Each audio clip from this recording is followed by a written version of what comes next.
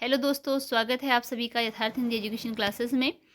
तो हिंदी साहित्य के इम्पोर्टेंट प्रश्न की सीरीज हमारी चल रही है। उसी क्रम में आज की ये सीरीज है जिसका पहला प्रश्न है, भारत में उपन्यास लेखन का प्रारंभ हुआ।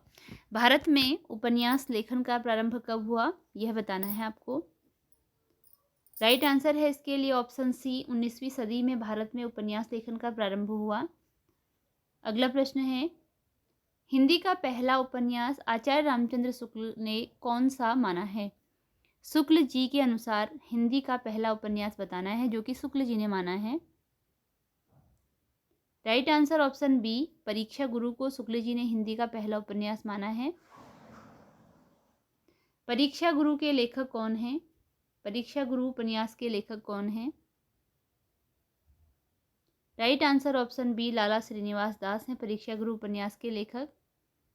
जिस उपन्यास को समाप्त करने के बाद पाठक अपने अंदर उत्कर्ष का अनुभव करे, उसके सद्भाव जाग उठें, वही सफल उपन्यास है। यह कथन किसका है? राइट आंसर ऑप्शन बी है, मुंशी प्रेमचंद्र का यह कथन है। कौन सा कथन असत्य है इनमें से जो गलत है वह बताना है। कौन सा इनमें से असत्य अर्थात कि गलत है? राइट आंसर ऑप्शन डी है, प्रेमचंद्र के सभी औपन्यासिक चरित्र यथार्थवादी हैं, यह गलत है। इसके अलावा यथार्थवादी उपन्यास चरित्रों को पाठक के सामने नग्न यथार्थ रूप में रख सकते हैं, सही है। यथार्थ का मतलब होता है सत्य, जो कि सत्य रूप में ही रखा जाता है। उसके चरित्र अपनी कमजोरियां और खूबियां दिखाते हुए जीवन लीला समाप्त करते हैं। यथार्थवाद हमारी दुर्बलताओं, हमारी विषमताओं, हमारी क्रूरताओं का नग्न चित्रण करता है। ये सारे कथन सही हैं, तो जो गलत है वह कौन सा है? ऑप्शन डी है। अगला प्रश्न है, आदर्शवाद का तात्पर्य है ऐसे चरित्रों से हमें परिचित कराना जिनके हृदय पवित्र होते हैं, जो स्वार्थ वासना से रहित होते हैं और साधु प्रकृति के होते हैं। यह कथन किसका है? ऑप्शन ए राइट आंसर है, प्रेमचंद्र का यह कथन है।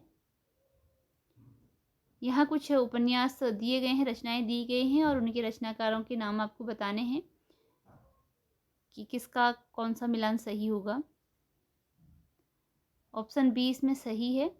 ए के लिए तीसरा भागीरथी श्रद्धाराम फ्लोरी की है। परीक्षा गुरु लाला श्रीनिवास दास की रचना है। सेवा सदन प्रेमचंद्र का और चंद्रकांता देवकीनंदन खत्री। इन उपन्यासों को रचना काल के आरोही क्रम में व्यवस्थित करें।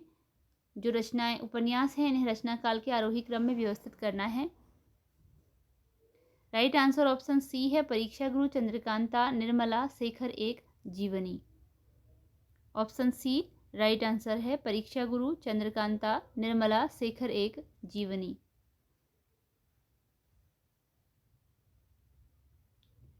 इनमें से यथार्थवाद का रूप कौन सा है? यथार्थवाद का रूप कौन सा है? ऑप्शन डी, प्रकृतवाद, अति यथार्थवाद, आदर्शोन्मुख यथार्थवाद। ये सभी इसके लिए राइट आंसर है। कल्पना उपन्यासकार की रचनात्मक प्रतिभा को आगे बढ़ाकर कार्य करने की भूमि प्रस्तुत करती है, यह विचार किसका है?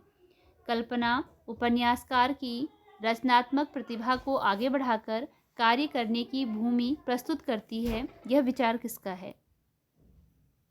राइट आंसर ऑप्शन बी है, डॉक्टर त्रिभुवन सिंह का यह विचार है। ऑप्शन बी राइट आंसर है। 20वीं सदी उपन्यास के रचयिता हैं।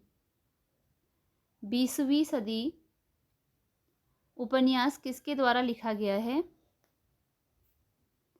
राइट आंसर ऑप्शन बी है, राहुल सांकृत्यायन जी का यह उपन्यास है 20वीं सदी। सुमेलित कीजिए, उपन्यास का नाम है और उपन्यासकार का नाम है, इसे सुमेलित करना है।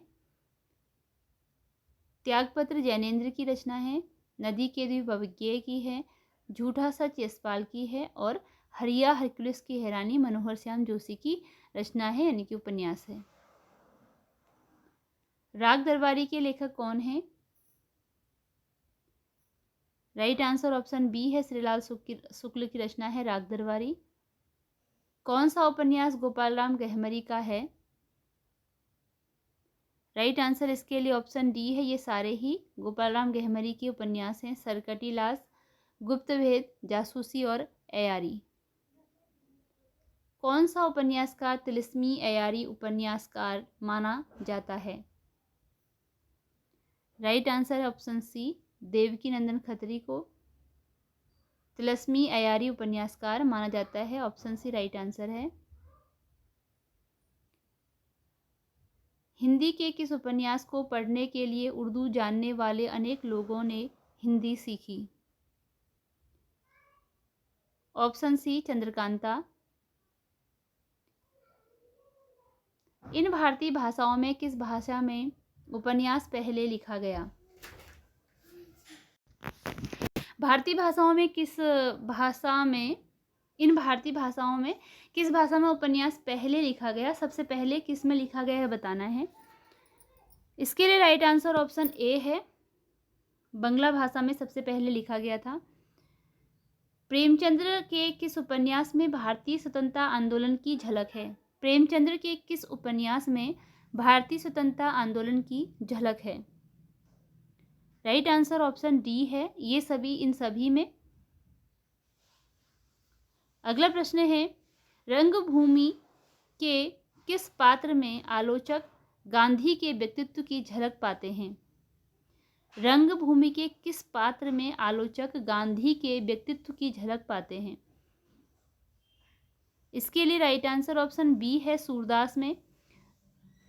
रंगभूमि रचना का पात्र है सूरदास, जिसमें आलोचकों को गांधी की झलक मिलती है। अर्थात आलोचकों का कहना है कि सूरदास में जो पात्र है रंगभूमि का, वह आलोचक उसमें गांधी जी की झलक है। कमलेश्वर के किस उपन्यास में स्वाधीनता आंदोलन का चित्रण है? कमलेश्वर का वह उपन्यास बताना है जिसमें स्वाधीनता आंदोलन का चित्रण है। राइट आंसर ऑप्शन ए है, सुबह दोपहर शाम। कमलेश्वर का उपन्यास है सुबह दोपहर शाम, जिसमें कि स्वाधीनता आंदोलन का चित्रण है। सिंहावलोकन और देशद्रोही की रचनाकार हैं। सिंहावलोकन और देशद्रोही रचना किसकी है? राइट आंसर इसके लिए ऑप्शन बी है, यशपाल। सिंहावलोकन और देशद्रोही जो रचना है यशपाल की है। अंग्रेजों के अत्याचार से भारतीय युवक किस प्रकार लोहा ले रहे थे, इसका चित्रण हुआ है। तो अंग्रेजों के अत्याचार से भारतीय युवक किस प्रकार लोहा ले रहे थे, इसका चित्रण किस रचना में इनमें से हुआ है? राइट आंसर ऑप्शन सी है, सुबह दोपहर शाम में हुआ है, जो कि कमलेश्वर जी की रचना है। इनमें से भारतीय स्वाधीन भारत में रचित उपन्यास है। इनमें से स्वाधीन भारत में रचित उपन्यास कौन सा है? राइट आंसर ऑप्शन डी है, ये सारे स्वाधीन भारत में रचे हुए उपन्यास हैं। पहला गिरमिटिया किस कथानक पर आधारित उपन्यास है? पहला गिरमिटिया जो उपन्यास है वह किस पर आधारित है, मतलब इसका मुख्य प्रतिपाद्य क्या था? इसके लिए राइट आंसर ऑप्शन सी है, दक्षिण अफ्रीका में गांधी द्वारा किए गए आंदोलन पर। पहला गिरमिटिया जो कथानक है इसका, वह दक्षिण भारत में गांधी द्वारा किए गए आंदोलन पर यह आधारित है। अगला प्रश्न है, कौन सा उपन्यास अमृतलाल नागर का है? अमृतलाल नागर का इसमें से उपन्यास जो है वह बताना है। इसके लिए राइट आंसर ऑप्शन डी है, ये सभी अमृतलाल नागर के उपन्यास हैं। अमृत और विष, मानस का हंस, खंजन नयन। खंजन नयन ये सूरदास जी के लिए लिखा गया है, सूरदास जी पर आधारित है ये खंजन नयन। और मानस का हंस तो खंजन नयन सूरदास के जीवन पर, और जो मानस का हंस है ये तुलसीदास के जीवन पर आधारित रचना है। ठीक है, और ये अमृतलाल नागर की ही रचनाएं हैं। मानस का हंस भी, अमृत और विष भी, और खंजन नयन भी। तो मानस का हंस तुलसी के जीवन पर और खंजन नयन सूरदास के जीवन पर आधारित रचना है। सूरज का सातवां घोड़ा के रचयिता हैं। सूरज का सातवां घोड़ा किसकी रचना है? इसके लिए राइट आंसर है ऑप्शन बी, धर्मवीर भारती की रचना है सूरज का सातवां घोड़ा। ऑप्शन बी राइट आंसर है इसके लिए। इनमें से कौन सा उपन्यास जैनेन्द्र का नहीं है? जो उपन्यास जैनेन्द्र का नहीं वह बताना है। राइट आंसर ऑप्शन डी है चित्रलेखा। इसके अतिरिक्त सुनीता, परख और त्यागपत्र ये सभी जैनेन्द्र के उपन्यास हैं। प्रेमचंद्र के किस उपन्यास को कृषक जीवन का महाकाव्य कहा जाता है? प्रेमचंद्र का वह उपन्यास बताना है जिसे कि कृषक जीवन का महाकाव्य कहा जाता है। ऑप्शन ए गोदान है। गोदान को कृषक जीवन का महाकाव्य कहा जाता है। कौन सा पात्र गोदान का नहीं है? इनमें से कौन सा पात्र है जो गोदान में नहीं है? राइट आंसर है इसके लिए ऑप्शन डी, मुंशी तोताराम। यह गोदान का पात्र नहीं है। इसके अतिरिक्त दाता दीन, झुनिया, सिलिया ये सभी गोदान के पात्र हैं। नारी केवल माता है और इसके उपरांत वह जो कुछ है वह मातृत्व का उपक्रम पात्र। प्रेमचंद्र के ये विचार उनके किस उपन्यास में व्यक्त किए हैं?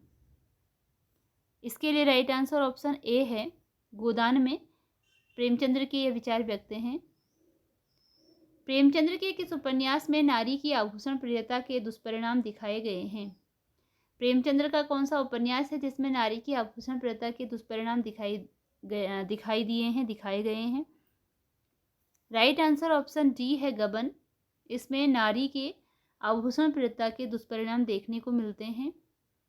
सच्चा आनंद, सच्ची शांति केवल रेखा व्रत में है, यह कथन है। सच्चा आनंद, सच्ची शांति केवल रेखा व्रत में है, यह कथन किसका है?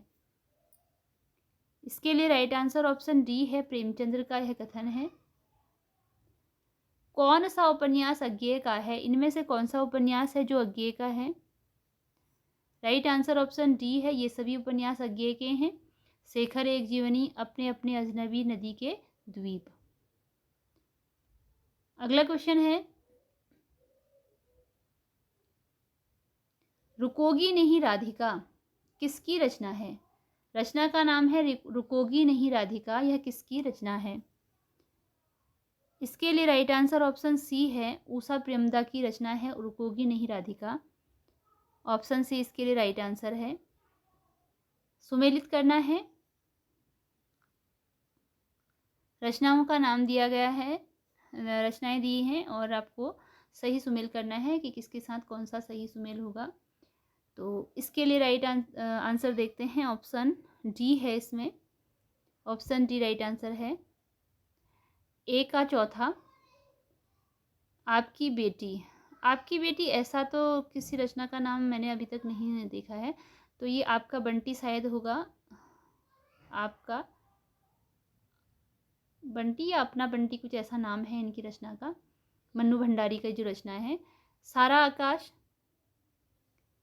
इसके लिए राइट आंसर ऑप्शन 3 है, राजेंद्र यादव की है। अमृत और विष अमृतलाल नागर की है और मुझे चाँद चाहिए सुरेंद्र वर्मा की रचना है। तो आपका बंटी शायद इस रचना का नाम जो है मन्नू भंडारी की। कौन सा पात्र गोदान का नायक है? इनमें से गोदान का नायक कौन था वो नायक बताना है कि गोदान का नायक कौन सा पात्र था। राइट आंसर है ऑप्शन बी, होरी। गोदान का जो पात्र है वो है होरी। इनमें से गोदान की नायिका कौन है? गोदान की नायिका बतानी है, कौन है गोदान की नायिका? ऑप्शन सी है, धनिया गोदान की नायिका है। प्रगतिशील चेतना से युक्त पात्र है, इनमें से कौन प्रगतिशील चेतना से युक्त पात्र है? राइट आंसर ऑप्शन ए है, गोबर। शेखर एक जीवनी का शेखर एक अहमवादी चरित्र है, यह मत है। तो शेखर एक जीवनी जो रचना है उसमें जो शेखर है वह अहमवादी चरित्र है, यह किसका मत है? किसके द्वारा उसे अहमवादी पात्र कहा गया है? ऑप्शन बी, इलाचंद्र जोशी के द्वारा कहा गया है। शेखर का जीवन दर्शन आधुनिक युग के जीवन दर्शन से मेल खाता है, यह विचार किसका है? राइट आंसर ऑप्शन सी है, डॉक्टर सुषमा धवन का यह विचार है। शेखर का चरित्र मूलतः एक, ऑप्शन ए राइट आंसर है, विद्रोही का चरित्र है। मुझे खेद है कि मैंने कभी तुमसे बात भी की, शेखर के से यह बात किसने कही। मुझे खेद है कि मैंने कभी तुमसे बात भी की, शेखर से यह बात किसने कही। राइट आंसर ऑप्शन सी है, शशि ने यह बात शेखर से कही। शशि कौन थी? इसके लिए राइट आंसर ऑप्शन डी है, ए और सी। अर्थात कि एक तो शेखर की मौसेरी बहन थी और दूसरी शेखर की अंतरंग मित्र थी। तो इसके लिए दोनों सही हैं। मेरी कामना है कि तुम जीवन में एक बहुत बड़े लेखक बनो, यह कथन किसका और किसके प्रति है। राइट आंसर ऑप्शन सी है, शशि का यह कथन है शेखर के प्रति।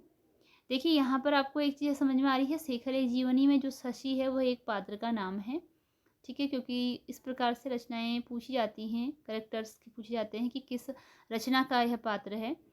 अगला है, शेखर कोई बड़ा आदमी नहीं है, वह अच्छा आदमी भी नहीं है, वह जागरूक, स्वतंत्र और ईमानदार है, यह कथन है। इसमें से किसके द्वारा यह कथन दिया गया है। राइट आंसर ऑप्शन सी है, हीरानंद पाषाण अज्ञेय के द्वारा यह कथन दिया गया है। इसी के साथ आज की यह वीडियो एंड होती है। मिलते हैं अगली वीडियो में कुछ नए प्रश्नों के साथ। वीडियो को अगर वीडियो पसंद आई हो तो लाइक शेयर कीजिएगा और चैनल सब्सक्राइब जरूर कीजिएगा, क्योंकि डेली इस प्रकार की वीडियो आपको इस चैनल पर मिलती हैं। धन्यवाद।